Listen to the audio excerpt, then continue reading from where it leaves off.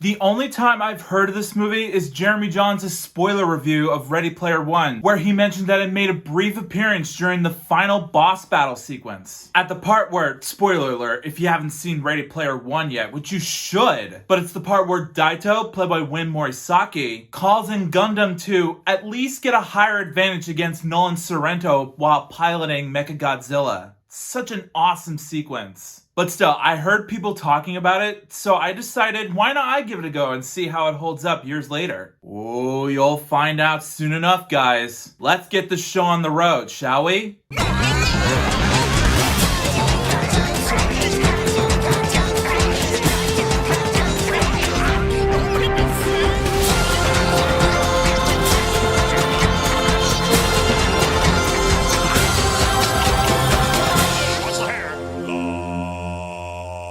Yo, what is up, my Cinedroids? G to the S here.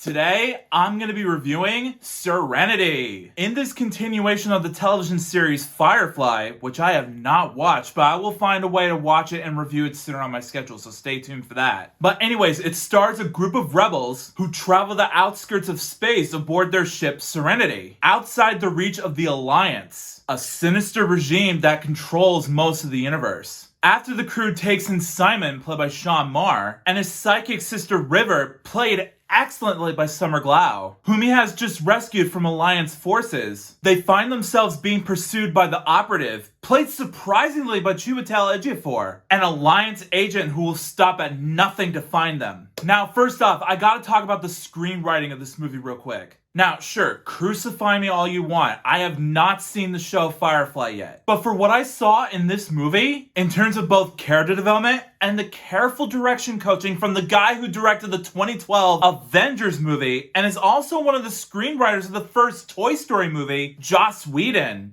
Bet you didn't know about that, huh? But anyways, I feel like all the characters were charismatic, fun, and dynamic to watch. I love Nathan Fillion as the leader of Serenity, Malcolm Reynolds. Not only does he have the Han Solo vibe to his character, but he's also a very loyal leader who just wants to get the job done. He's that type of shoot first, ask questions later type of guy, in my opinion. Again, I know, I need to watch the show to get to know his character a bit more. But so far, from what I've seen in this motion picture, he did an amazing job. Also, Summer Glau was amazing as her character River. She's the type of psychic who not only predicts and knows what's gonna happen later on in the movie, no spoilers, but in terms of the movie's amount of dramatic and emotional scenes, she's very damaged and she has PTSD throughout the whole movie. And we as a movie-going audience root for her to succeed and be a strong, brave young girl by the end of the movie during its final climax. She grows as a character, and that's what I love about her. So well executed. And while on that subject, the action sequences in this movie are some of the best I've seen in any sci-fi western movie out there. Especially Summer Glau's impressive kung fu fighting skills. Seriously, whoever was in charge of the fight choreography needs to get a raise from his or her boss at Universal. Because these fighting moves are amazing. Especially when the camera is moving around her during that one scene where the crew are in some sort of bar and she goes to town on these fools. I'm telling you, the cinematography in this movie is excellent. I especially enjoyed the movie's well-crafted set design. It definitely feels like the actors are in the movie and we as an audience are sucked into the movie's world. We get to know these characters. We're on an adventure with these misfits. They crack funny, well-timed jokes whenever they're in danger and we emphasize with them during their lowest moments. That kind of stuff satisfies me in any movie I watch. I love a good character-driven story. So props to Joss Whedon for making the characters fun to watch. People who run Hollywood now, take notes from this. Now, the CGI in this movie isn't the best looking I've seen as of late. It's a bit dated since it came out in the mid-2000s. But that still doesn't mean that they didn't put some effort into it. They did the most with it, and even they knew that they don't have to rely on so much CGI all the time. Some practical set pieces come into play as well, and to me, that's a pretty good mix. Yeah, sure, you can have CGI when they're needed, but some of their practical effects look even better to enhance the story. And to me,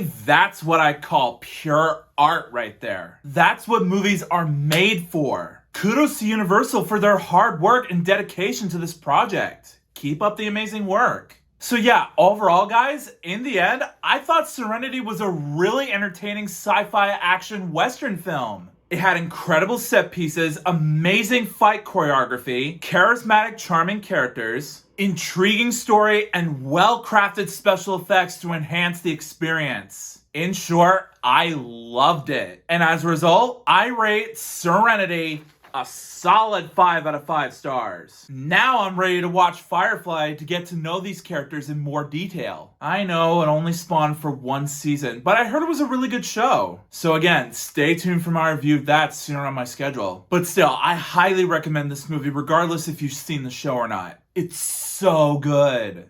So Serenity, have you seen it? If you haven't, get on that. I know it's streaming on Peacock right now, so strike while the iron's hot. But for those of you who have seen it, come back and let me know in the comments what you thought about it. Also, if you like this video and you want to see some more, make sure that like button shines in your face. That'll totally help me out a ton. Also, share it with your family and friends and favorite it. That's a very good way to show support for this review. Also, if you're new to my channel, make sure to subscribe and ring that bell right next to you so you can be notified of future videos that I have in store for you. Also, if you want a shout out in a future video, just follow me on both Instagram and Twitter and I will choose one of my Cinedroids to be displayed as a shout out. The link's in the description below. And also, if you want to subscribe to my gaming channel, there's either a link in the description or at the icon card at the top right corner of your screen. Go over there, subscribe, and let's just have fun together. But until then, I'll see you next time.